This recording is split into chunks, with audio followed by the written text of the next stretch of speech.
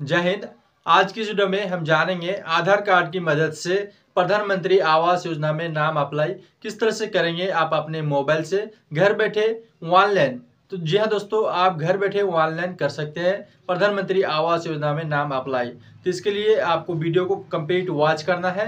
और आप जो ग्रामीण में कोई भी वार्ड सदस्य रहते हैं तो उसको जो आप पैसा देकर काम करवाते हैं तो वो भी जो है सेम प्रोसेस ही करता है। तो इसलिए जो है उसको पैसा ना देकर आप अपने आप से जो है खुद से मोबाइल से जो है अप्लाई कर सकते हैं।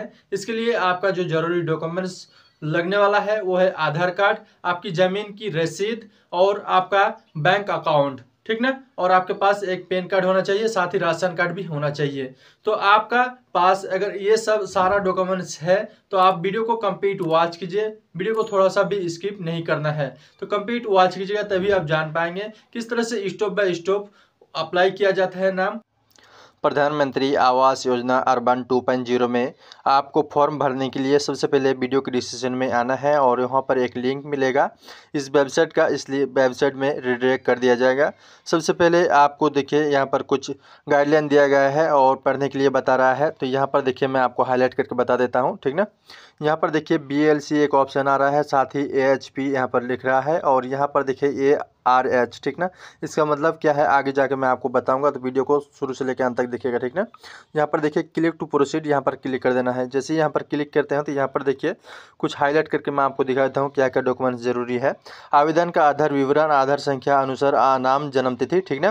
परिवार के सदस्यों का आधार विवरण, आधार संख्या, आधार के अनुसार जन्म तिथि, ठीक ना। आवेदन के सक्रिय बैंक खाते का विवरण, खाता संख्या, बैंक का नाम, खाता IFSC कोड जो आधार से जुड़ा हो, ठीक ना। ध्यान में रखिएगा कि आपका बैंक अकाउंट आधार से जुड़ा हुआ होना चाहिए, यानी कि DVD लिंक होना चाहिए, ठीक ना। आय प्रमाण पत्र यहाँ पर होना चाहिए केवल PDF फाइल में, ठीक ना, जिसका साइज जो है 200 की भी होना चाहिए, यह याद रखिएगा, ठीक ना। जाति समुदाय प्रमाण SSP OBC के मामले में, ठीक ना, केवल PDF फाइल में होना चाहिए, यह भी 200 KB की होनी चाहिए, ठीक। भूमि दस्तावेज, लाभार्थी अधिनियम LBC घटक के मामले में केवल PDF फाइल में, ये भी 5 MB के भीतर में होना चाहिए, ठीक ना। ये सब दस्तावेज आपके पास अगर है तो आप यहाँ पर क्या कीजिएगा, प्रोसीड में क्लिक कर दीजिएगा, ठीक ना। जैसे आप प्रोसीड में क्लिक करेंगे तो यहाँ पर देखिए सबसे पहले आप किस स्टेट से आ रहे हो तो वो सेलेक्ट कर लेंगे। जैसे कि मैं बिहार से आता हूँ, ठीक ना। यहाँ पर आपकी आय जो है 3 लाख से ज़्यादा नहीं होनी चाहिए, आप 3 लाख ही रहने दीजिएगा, ठीक ना। तो 3 लाख से नीचे अगर आते हैं तो मैं जैसे कि 1,30,000 दे दिया, ठीक। या अब यहाँ पर देखिए BLC AHP और ISS, ठीक ना। देखिए BLC अगर आप चॉइस कर लेते हैं तो BLC का मतलब यही है कि आपके पास ज़मीन है लेकिन घर बनाने का पैसा नहीं है, तो आप घर बनाने के लिए सरकार से जो है 2.5 लाख रुपया ले सकते हैं, तो आपको घर बनाने के लिए सरकार दे देगी। और उसके बाद यहाँ पर देखिए इसे नो दोनों में नो टिक करना, ठीक ना। और उसके बाद चेक एलिजिबिलिटी में क्लिक कर लेना है। जैसे आप चेक एलिजिबिलिटी में क्लिक करते हैं तो यहाँ पर देखिए एक ऑप्शन आ रहा है आधार कार्ड का, ठीक ना। यहाँ पर आप आधार कार्ड एंटर कर दीजिएगा, जिस भी व्यक्ति का आप भर रहे हैं फाइल उसका आधार कार्ड नंबर यहाँ पर फिल कर लीजिएगा। साथ ही यहाँ पर आपका उसका सेम नेम जो है यहाँ पर भर देना है, ठीक। और यहाँ पर देखिए क्लिक हियर, यहाँ पर आपको टर्म एंड कंडीशन को एक्सेप्ट करना है और उसके बाद यहाँ पर जनरेट OTP में क्लिक करना है। याद रखिएगा आपके आधार से जुड़ा जो भी मोबाइल नंबर है उसी मोबाइल नंबर पर एक OTP सेंड किया जाएगा, उस OTP को वहाँ पर दर्ज करना है। तो मैं फटाफट भर के वहाँ पर दर्ज करवा देता हूँ। आपका OTP आ चुका है आधार से जुड़ा मोबाइल नंबर पर, इसे आप कॉपी करेंगे और यहाँ पर आप पेस्ट कर देंगे, ठीक ना। जैसे ही पेस्ट करते हैं यहाँ पर सबमिट जैसे ही कहते हैं प्रोसीड हो रहा है।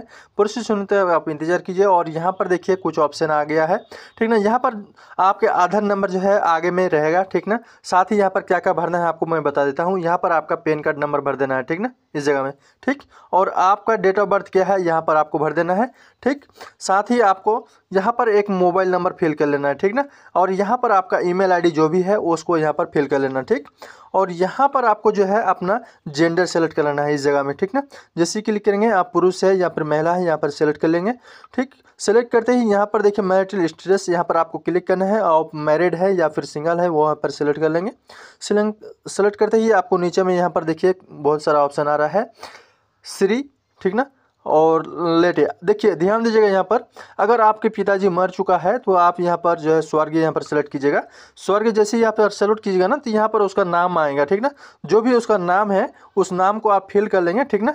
फिल करते ही यहाँ पर देखिए आपका जो है आधार कार्ड नंबर नहीं मांगा जाएगा, ठीक ना। और अगर आप अपना पिताजी का नाम यहाँ पर श्री लगाते हैं और यहाँ पर देखिए, तब जो है आपको आधार कार्ड नंबर मांगेगा, जैसे कि आप देख पा रहे हैं आधार कार्ड फिल करना पड़ेगा, ठीक ना। और अगर आप स्वर्गीय देते हैं तो आपका आधार कार्ड नंबर यहाँ पर फिल करने की ज़रूरत नहीं होगा, ठीक ना। तो मैं स्वर्गीय दे देता हूँ और अपना जो भी पिता का नाम है उसको यहाँ पर भर लेंगे सही सही, ठीक ना। और यहाँ पर देखिए, और साथ ही अगर आपकी माता भी मर चुकी है या फिर जिंदा है तो आपको जैसे बताया उसी तरह से आपको ये करना है। अगर मर गई है तो स्वर्गीय दीजिएगा और यहाँ पर जो है उसका आधार नंबर डालने की कोई ज़रूरत नहीं पड़ेगी, ठीक ना। आपका मदर का नेम क्या है वो यहाँ पर डाल दीजिएगा, ठीक ना। और उसके बाद नीचे आइएगा तो यहाँ पर देखिए एक ऑप्शन आ रहा है सेल्फ एम्प्लॉय स्टेटस, यहाँ पर क्लिक कीजिएगा तो यहाँ पर देखिए आप काम क्या करते हैं वो यहाँ पर सेलेक्ट करना पड़ेगा। जैसे कि मैं ये सेल्फ एम्प्लॉय हूँ तो यहाँ पर मैं सेल्फ एम्प्लॉय सेलेक्ट कर लिया। और यहाँ पर देखिए क्या दिख रहा है, आवेदन का व्यवसाय। तो आप व्यवसाय क्या कर रहे हैं तो वो यहाँ पर दे देना होगा, ठीक ना।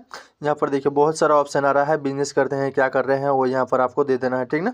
और उसके बाद यहाँ पर देखिए नीचे आइएगा तो यहाँ पर देखिए कैटेगरी, यहाँ पर आप क्लिक कीजिएगा, ठीक ना। यहाँ पर क्लिक कीजिएगा तो उसके बाद आप हिंदू हैं या मुस्लिम हैं वो यहाँ पर सेलेक्ट कर लेना होगा आपको। जैसे ही सेलेक्ट करते हैं यहाँ पर कैटेगरी आता है, कैटेगरी में आपको जनरल, SC ST OBC आता है, ठीक ना। तो आप क्या है वो यहाँ पर सेलेक्ट कर लीजिएगा, ठीक ना।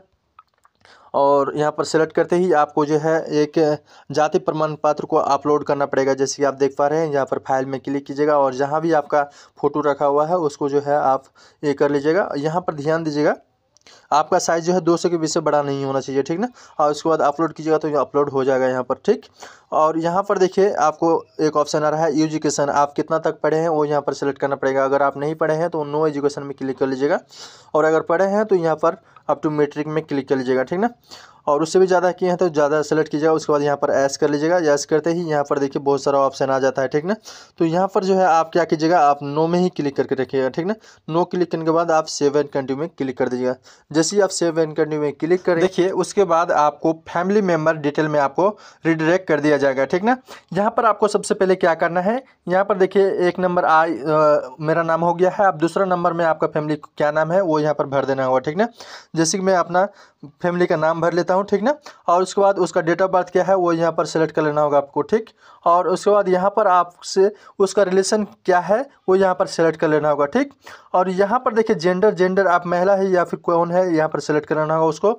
उसका आधार विवरण यहाँ पर दर्ज कर देना है उसका, ठीक ना। क्या क्या आधार विवरण है उसको यहाँ पर दर्ज कर दीजिए। तो देखिए यहाँ पर सिलेक्ट का ऑप्शन आ रहा है, यहाँ पर क्लिक करना है। और अगर हाउस वाइफ है तो हाउस वाइफ में आपको क्लिक करना होगा। जैसे कि यहाँ पर देखिए एक ऑप्शन आ रहा है हाउस वाइफ का, यहाँ पर देखिए यहाँ पर आपको हाउस वाइफ में क्लिक करना है, ठीक ना।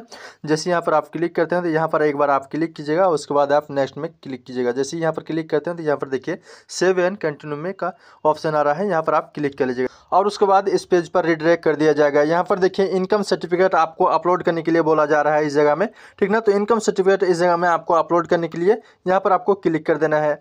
जैसे क्लिक करते हैं यहाँ पर क्लिक करके जहाँ भी आपका इनकम सर्टिफिकेट रखा हुआ है आप अपलोड कर लीजिएगा। उसके बाद यहाँ पर देखिए एक ऑप्शन आ रहा है इस कस्बे शहर में कितना दिन से आप रह रहे हैं, तो यहाँ पर आप क्लिक कीजिएगा और आप कितना साल से रह रहे हैं उसका आप डिटेल दे देंगे, ठीक ना। तो यहाँ पर यह 10 में दे देंगे। और यहाँ पर देखिए आपका हाउस आपका है या फिर दूसरे का है वो यहाँ पर सेलेक्ट करना पड़ेगा। तो मेरा ही है तो ऑनर में सेलेक्ट कीजिएगा, ठीक है।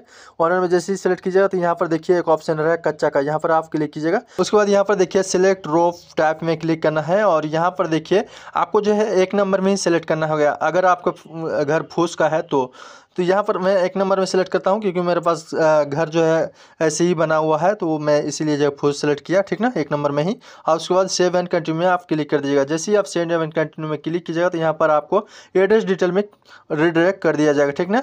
आधार से जुड़ा अगर जैसे कि पिछले फॉर्म भरा था आपने, अगर उस एड्रेस और ये एड्रेस सेम है तो आप सेम एड्रेस में क्लिक कर लेंगे यहाँ पर, ठीक ना। जैसे यहाँ पर आप क्लिक करते हैं तो यहाँ पर आपको नीचे रिडायरेक्ट कर दिया जाएगा। और यहाँ पर देखिए आपका जो है भूमि दस्तावेज कहाँ पर रखा हुआ वो यहाँ पर आपका फाइल जो है 5 MB का होना चाहिए, ठीक ना।